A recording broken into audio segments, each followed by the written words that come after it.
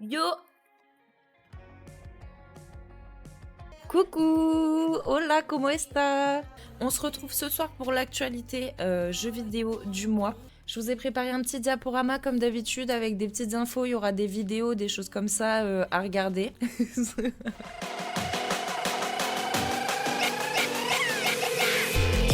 Donc nous allons commencer cette actualité jeux vidéo avec donc les jeux qui vont être offerts ce mois-ci par Prime Gaming. Donc là ce mois-ci il y a Amazon qui frappe fort parce qu'en août ils vont offrir jusqu'à 21 jeux gratuits qui seront à récupérer. Donc le mois va commencer avec une première salve disponible dès le 1er août. Donc là au niveau des dates vous avez 5 salves, donc à chaque fois il y a 4 ou 5 jeux qui sont offerts. Donc on commence avec le premier jeu qui s'appelle SteamWorld Heist. Donc c'est un jeu de stratégie au tour par tour où vous dirigez une escouade de robots dans des batailles tactiques. Ensuite, Deus Ex Mankind Divided, RPG cyberpunk où vous incarnez Adam Jensen, un agent infiltré luttant contre une conspiration mondiale. Ensuite, nous passons à Tomb Raider The Angel of Darkness, donc un action-aventure avec Lara Croft dans une version plus sombre et controversée de la série. Donc bien sûr, hein, je vous l'accorde, c'est pas tout récent tout ça. Hein. Et ensuite, pour finir avec la première salve, nous avons donc Tomb Raider The Last Revelation plus Chronicle. Donc 2 jeux ici d'action-aventure où Lara va explorer des tombeaux en Égypte. Ensuite, on va passer à la première salve, donc la salve d'août, à partir du 8 août. Donc on commence avec Gravity Circuit, donc il y a un jeu de plateforme action avec des éléments de combat inspirés des années 90. South of the Circle, donc il y a un jeu narratif dramatique axé sur une histoire émotive et des choix moraux. Donc je pense que si vous aimez bien les jeux du style Life is Strange et tout ça, ça pourrait vraiment vous plaire ça. Alors ensuite, on part sur Loop Hero, donc qui est un jeu de stratégie et de roguelike où vous placez des cartes pour façonner le monde autour du héros. Le 4e jeu, donc Trek to Yomi, qui ici va être un jeu d'action-aventure en side-scrolling avec une esthétique de film de samouraï. Ok, donc Kraken Academy, jeu d'aventure et de simulation où vous résolvez ici des mystères dans une école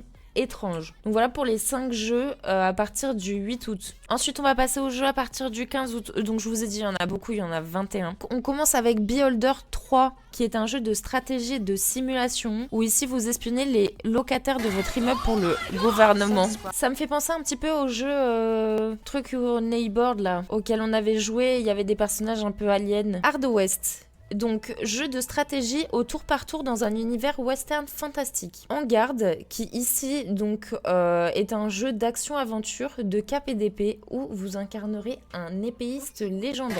Donc là, ici, un petit jeu de cap et d'épée. On passe donc sur le 4e jeu de la 3e salve, donc on est sur Stray Gods, qui ici est un roleplay musical avec une histoire interactive et des choix qui influencent sur la narration. Donc pareil, je pense que si vous aimez bien les jeux un peu de style Life is Strange, ça pourrait vous plaire, ça pourrait être pas mal. On passe à la 4e salve et l'avant-dernière. Donc du coup, ici on commence avec Grim Definitive Edition. Donc c'est un jeu de plateforme action avec des combats intenses et des éléments de RPG. Celui-ci il me tente pas mal, je vous avoue. En 2e, on a Kiwi. C'est un jeu de puzzle coopératif où vous jouez en tant que Kiwi travaillant dans un bureau de poste. Voilà, donc ça, je pense que ça doit être fun à faire avec des potes, peut-être. En 3e, on a Figment 2, qui est un jeu d'action, aventure et de puzzle avec une touche artistique et onirique. En 4e, on a Spell et Secret, qui est un jeu de rôle et de magie où vous explorez un château mystérieux. Celui-là, je pense que ça doit être un petit jeu mignon. J'avais vu quelques images et tout. En 5e, on est sur Young Soul, qui est un jeu d'action RPG avec des combats dynamiques et une histoire touchante. Ensuite, on va passer du coup à la dernière salve, donc les 3 derniers jeux qui vont être offerts en août. Donc on commence avec Arcade Paradise, qui est donc un jeu de simulation où vous transformez une laverie en salle d'arcade. Celui-là, franchement, il m'intéresse. Ensuite, on a Industria, donc qui est un jeu de tir à la première personne avec une atmosphère dystopique et une histoire intrigante. Donc Industria, donc jeu de tir à l'atmosphère dystopique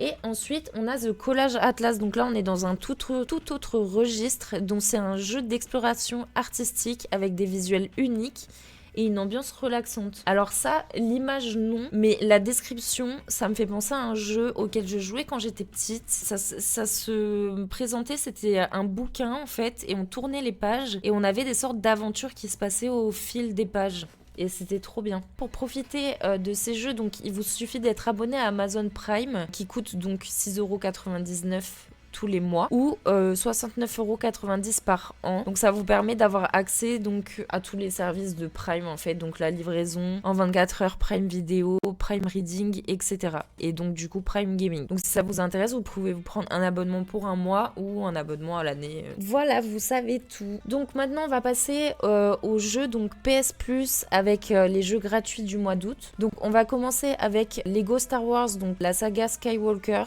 sur PS4 et PS5. Donc le jeu, c'est un jeu d'action-aventure regroupant les 9 films de la saga Star Wars avec plus de 300 personnages jouables. Ensuite, en deuxième, on a Five Nights at Freddy Security Breach, donc sur PS4 et PS5 aussi. C'est un jeu d'horreur où vous incarnez Grégory, un jeune garçon qui va être pris au piège donc dans le méga pizzaplex de Freddy Fazbear. Et ensuite, on va passer donc au troisième jeu offert qui est Under Lily, Quietus of the Night, qui est disponible sur PS4. Donc c'est un action RPG Metroidvania en 2D avec une esthétique donc dark fantasy et un gameplay qui va être ici riche et varié.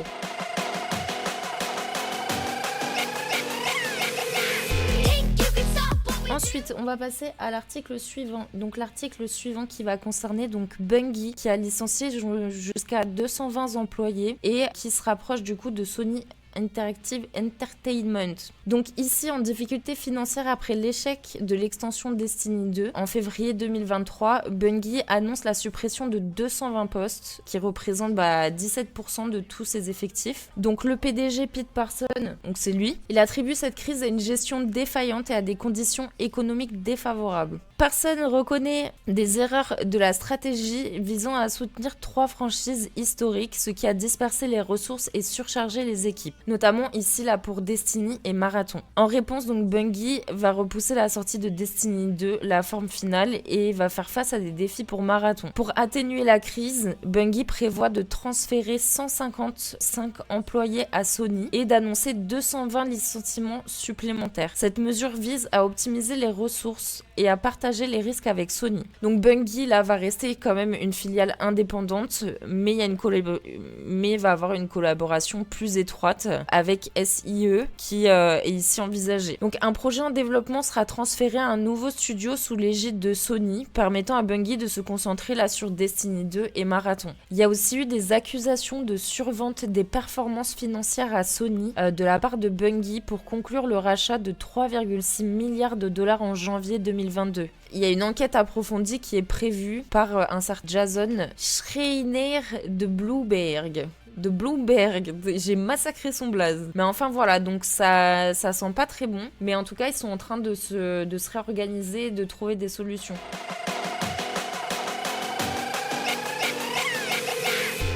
Alors ensuite, on va passer à la prochaine info qui n'est autre que l'annonce et la bande-annonce du jeu Quidditch Champion qui est qualifié comme un Rocket League avec des balais. Donc ici, on est à un mois de la sortie du jeu et Warner Bros. Game a dévoilé enfin les premières images de gameplay. Donc les fans de l'univers donc d'Harry Potter qui ont regretté l'absence de Quidditch dans Hogwarts Legacy ont enfin là de quoi se mettre quelque chose sous la dent. Donc Quidditch Champion, développé par Unbroken Studio, promet une expérience dynamique inspirée de jeux comme Rocket League. Le gameplay respecte les règles classiques du Quidditch avec le soif.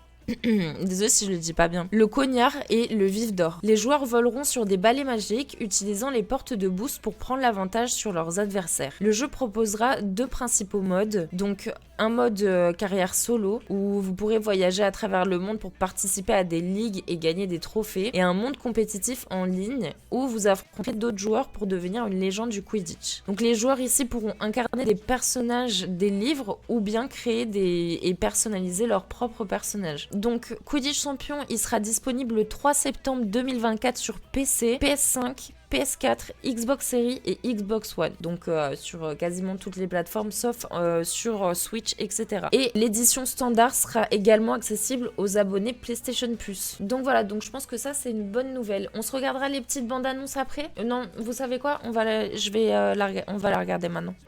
We all dream of soaring through the sky like our favorite heroes. When it comes to Quidditch, we've all wondered, do I have what it takes to be the next Quidditch star? To beat your toughest opponents? To keep your composure in the face of adversity? To chase your dreams at any price? To seek glory for your team? No challenge is too great. No dream. Ouais, la qualité est pas ouf. So ask yourself, do you have what it takes? Do you have the heart of a Quidditch champion?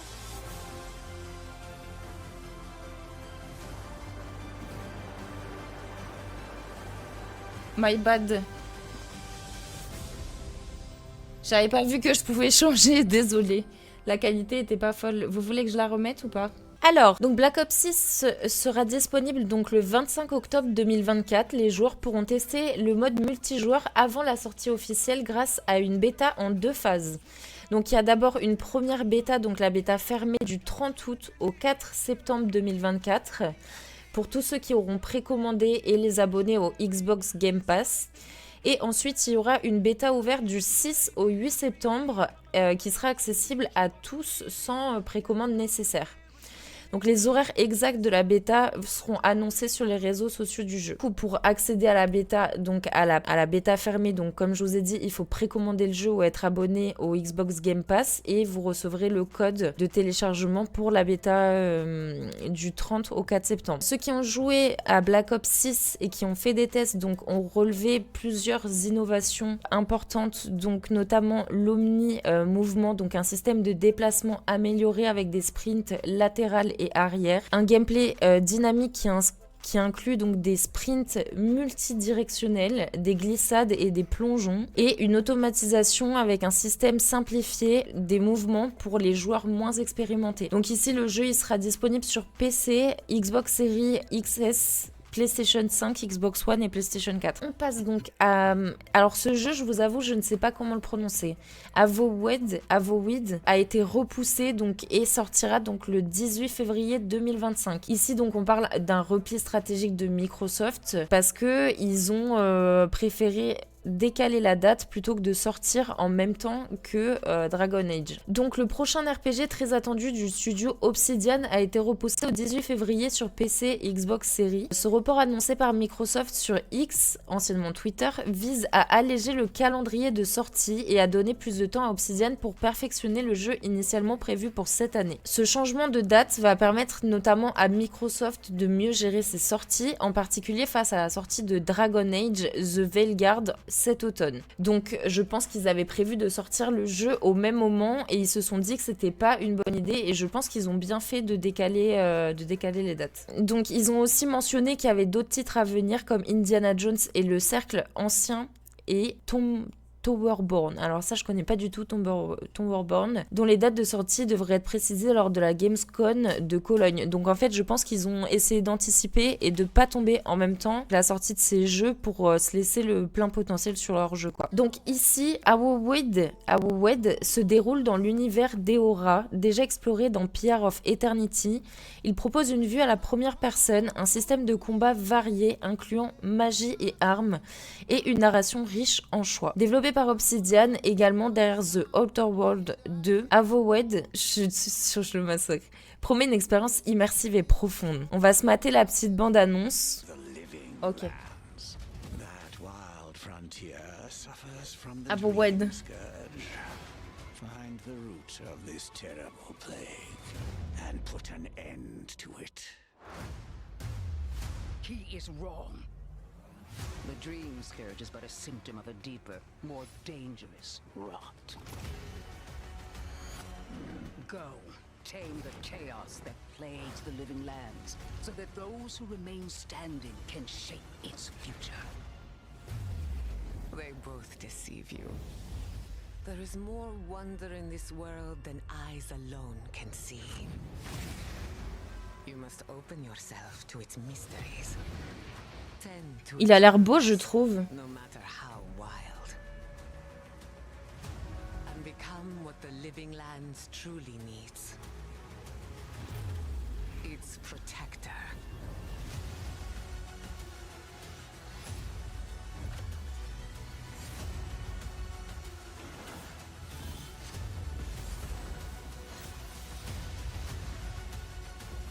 Je trouve qu'il a l'air cool.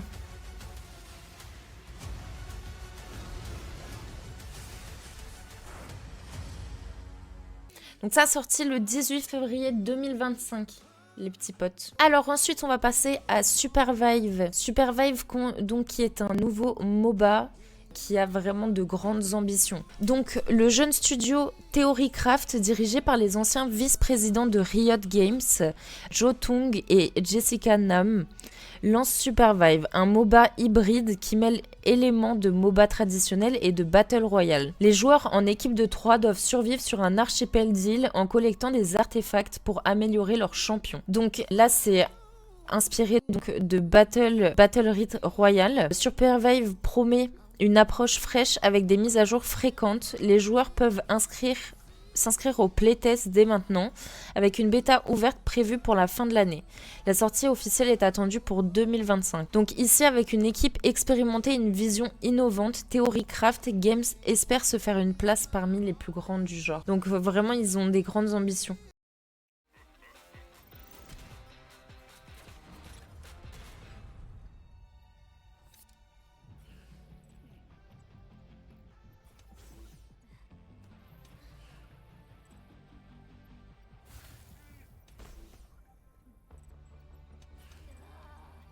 Ça a vachement des graphismes de BD, je trouve. Hein.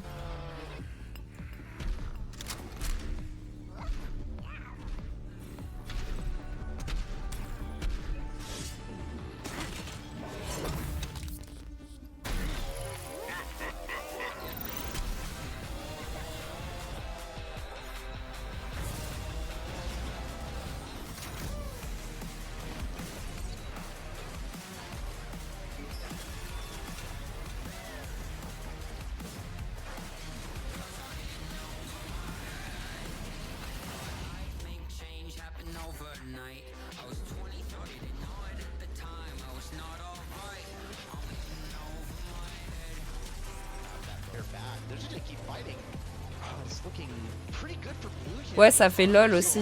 Bah, c'est les anciens directeurs de LOL.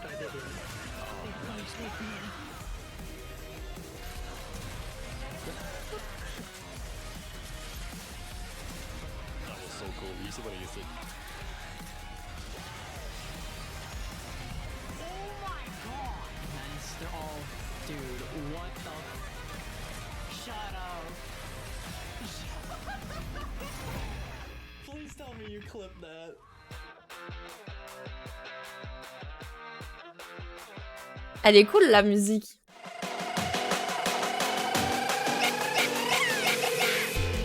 On va passer donc à l'info suivante, donc Valorant qui est désormais disponible sur PS5 et Xbox Series. Donc c'est ici le lancement officiel. Donc il est maintenant entièrement disponible sur PS5 et Xbox après une bêta qui s'est terminée début août. Donc là, le FPS compétitif de Riot Games est gratuit et accessible sur ces plateformes depuis le 2 août 2024. Donc ici ont été relevés des points clés, donc notamment l'accessibilité vu qu'il est disponible gratuitement avec des ajustements spécifiques pour les manettes, donc une aide à la visée pour équilibrer le jeu. Du crossplay donc limité aux joueurs PS5 et Xbox Series, sans possibilité de jouer avec ceux sur PC. Et une synchronisation avec les mises à jour et contenus qui seront les mêmes que sur PC, assurant une expérience cohérente entre les différentes plateformes. Donc Valorant ici va conserver son gameplay stratégique en 5 contre 5, qui est inspiré de Counter-Strike et d'Overwatch, avec un suivi régulier des mises à jour synchronisées entre les versions PC et console. Depuis le 2 août 2024. Alors en parlant d'un autre jeu qui arrive aussi sur les consoles, donc nous avons Green Hell. Donc Green Hell, si vous passez du temps sur la chaîne,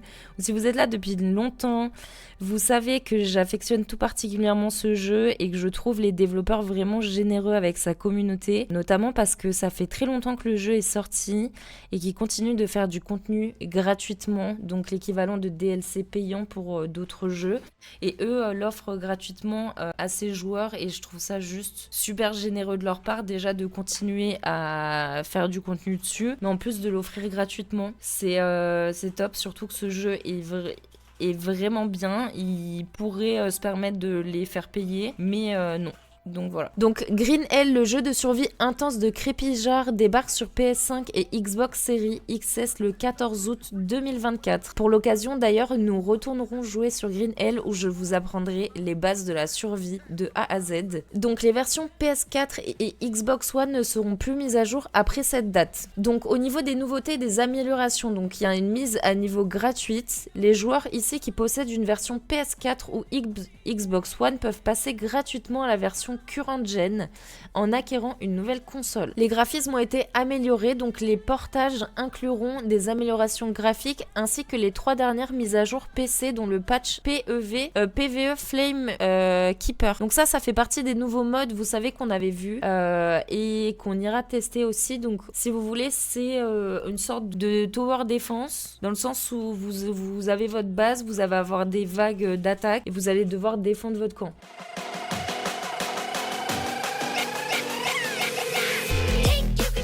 Info suivante, donc ici avec PlayStation qui lance une manette DualSense Astrobot en édition limitée. Donc ici Sony va dévoiler une nouvelle manette DualSense inspirée de sa mascotte Astrobot, prévue pour le 6 septembre 2024 en accompagnement du prochain jeu Astrobot. Elle est classe la manette, elle est mignonne, mais après de ce que j'ai compris, ça ce n'est pas interactif. Donc ça reste comme ça, c'est fixe. La manette arbore un bleu métallique avec sur les poignets et du blanc pour le reste. Avec des bleus robotiques sur le pavé tactile, le design pourrait ne pas être interactif apparemment. Ouais, ça c'est vraiment dommage. Au niveau du prix, on est sur du 79,99€ et c'est disponible en quantité limitée. Il y a des précommandes qui sont ouvertes à partir du 9 août si vous souhaitez la commander et vu que c'est en quantité limitée, évidemment ils conseillent de l'acheter en précommande pour éviter les ruptures. La date de sortie officielle, elle sort le 6 septembre, donc si vous la commandez le 9 août, vous l'aurez à partir du 6 septembre. C'est au tour de Xbox de lancer sa manette aussi, qui va essayer donc de remettre à la mode les manettes transparentes des années 90. Donc ici, Xbox réintroduit le style transparent dans les accessoires gaming avec une manette qui est inspirée des années 90. Je sais pas si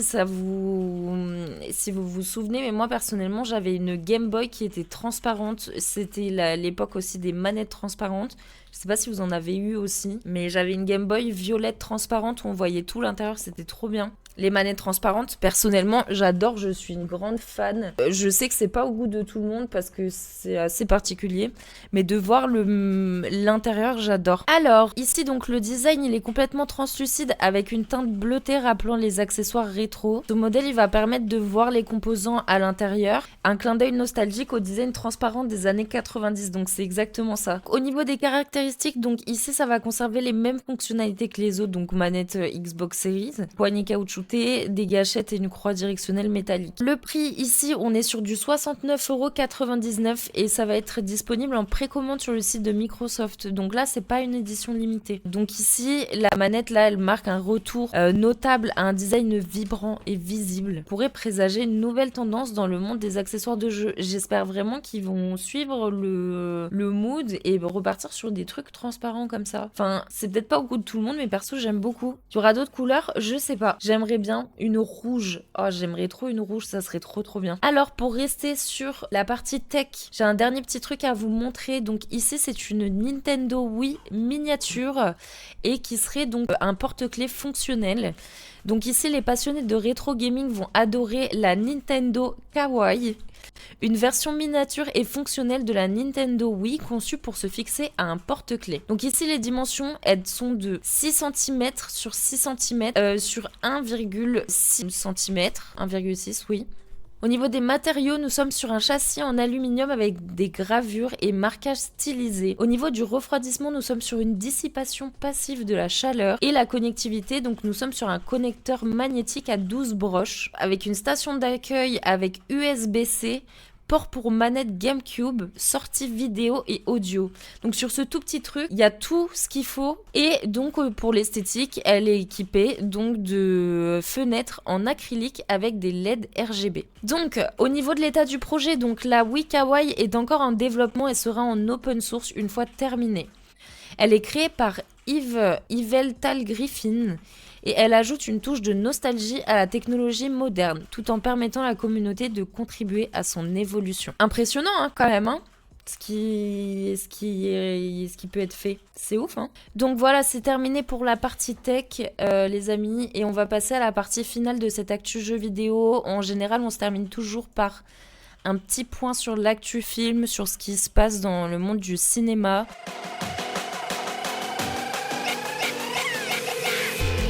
Et donc, du coup, je suis tombée sur la bande-annonce donc, de Gladiator 2, où on retrouve des requins, des rhinocéros guerriers, musique de Kanye West, du feu partout. Donc la première bande-annonce de Gladiator 2, révélée par Paramount, a fait sensation avec des images audacieuses et un budget colossal de 310 millions de dollars, qui a été amplifié par la grève des scénaristes. Donc Ridley Scott, à 82 ans, promet un péplum spectaculaire mêlant grandeur visuelle et éléments fantastiques. Donc on va se mater le trailer ensemble. J'ai un autre trailer après à vous montrer. On va déjà se mater celui-là. Je crois que ça fait 15 ans qu'il est sorti, l'autre, le premier Gladiator. I never knew a mother nor a father.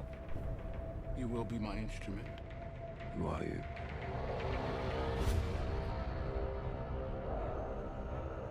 Did you hear that crowd? 24 ans le premier, ah oui. Rome ever built. The Colosseum. Because this is what they believe in. Power.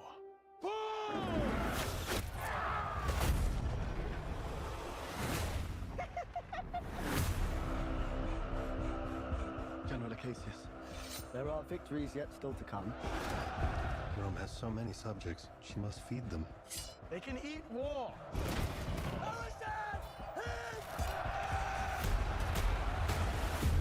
The arena turns slaves into gladiators, the gladiators into free men. You have something in you. I knew it from the start. That rage is your gift.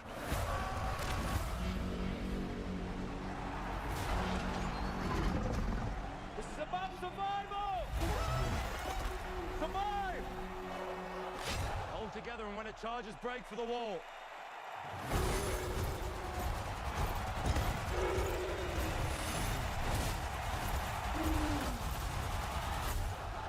Whose head could I give you that would satisfy this fury? The entire Roman armies. Too much? The general will do. Rome must fall. I need only give it a push. Hands on the mausoleum floor. Bloodstains the Colosseum doors. This ring belonged to Maximus. Now I give it to you. What is the dream of Rome? Her people are not free. I was owned. Now I will control an empire. I will not waste another generation of young men for their vanity. Strength to honor! This our Rome treats its heroes! Hands on the mausoleum floor. Bloodstains the Colosseum doors.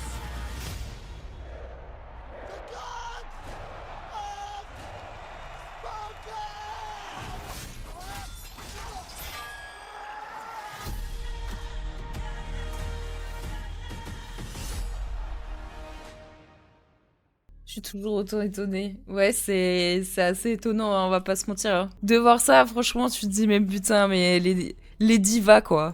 Ça va, les drama queens? Remplir tout un stade d'eau, là, pour faire des batailles de bateaux. Tu peux pas aller faire ça dans la mer? Alors, ici, nous sommes sur Terminator 0, et donc c'est la dernière info de cette actu jeu vidéo.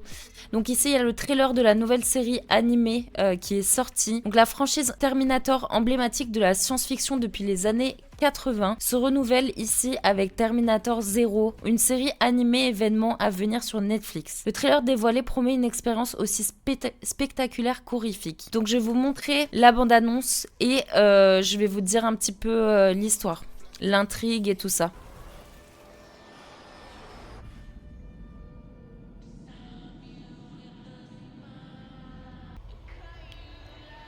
What makes you think humanity is worth saving?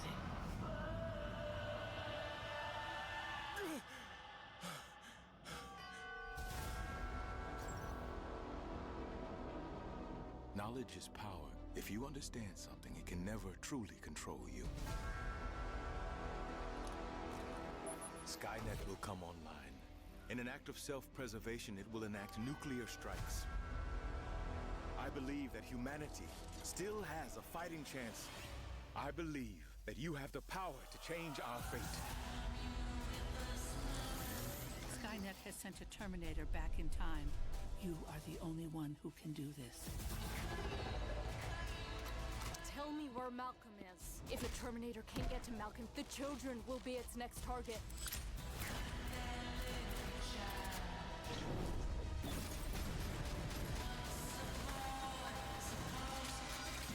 Malcolm, what are you scared of? Judgment.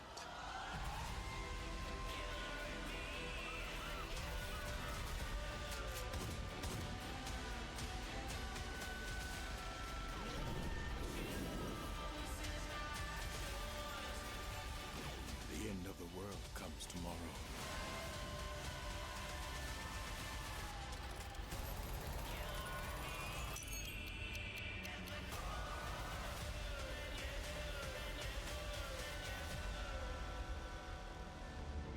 Et donc ça sort le 29 août. Et donc j'ai des petites choses à vous dire par rapport à ça, donc parce que là on a vu la bande-annonce, mais voilà, vous expliquer un petit peu au niveau de l'intrigue et tout ça. Donc ici la série elle se déroule après la fin du monde causée par Skynet dans les années 90. Donc on suit une guerrière du futur envoyée dans le passé pour protéger Malcolm Lee, donc un ingénieur japonais ayant créé une IA rivale à Skynet. Donc face à la menace des Terminators, elle devra le défendre. Donc ici Terminator 0 s'éloigne des personnages classiques comme Sarah et John Connor et propose un angle inspiré du body horror et du slasher, rappelant des films comme Vendredi 13. Donc la série de 8 épisodes sera animée par Masashi Kudo, connu pour Bleach et le studio de production Ghost in the Shell. Enfin, et donc d'un côté il y a Masashi et aussi le studio de production de Ghost in the Shell. Les voix seront assurées par Timothy Olyphant et Rosario Dawson. Rosario Dawson, vous vous souvenez, c'est l'actrice que j'adore qui a joué dans Sin City, mais également qui a servi de personnage de référence pour Daylight 2. Vous savez, c'est la fille là qui part en parapente et tout, que j'aime beaucoup. Donc voilà, donc ce sera doublé par elle. Je ne pense pas que en version française ce sera les mêmes personnes, mais voilà, en version anglaise ce sera... Enfin, en VO, ce sera ça. Donc la date de sortie de Terminator 0 sera disponible sur Netflix le 29 août 2024. Voilà, donc Netflix ici a mis sur cette série pour animer pour captiver les fans de la franchise avec des séquences explosives et un regard frais et neuf sur l'univers Terminator. Donc là, il y a eu quand même des bons retours concernant le trailer par rapport aux fans. Donc je ne sais pas si vous aimez bien Terminator ou non. Est-ce que vous en avez pensé? Si vous aimez bien la direction artistique qui a été prise, le fait que ce soit sous forme d'animé et pas de film. Et voilà les potes, c'est terminé, c'était l'actualité jeux vidéo. Ça va être le rendez-vous mensuel, donc tous les premiers lundis du mois, nous ferons l'actualité jeux vidéo. On le fait une fois par mois parce que déjà ça prend beaucoup de temps. Et en plus de ça, il sort pas des infos intéressantes toutes les semaines. Si vous avez une info qui vous tient à cœur ou dont vous aimeriez parler, n'hésitez pas à me la partager ou à me l'envoyer. Et je regarderai et je trierai verrai, voilà, je ferai le tri. Et sinon, moi, de mon côté, je bosse de mon côté aussi.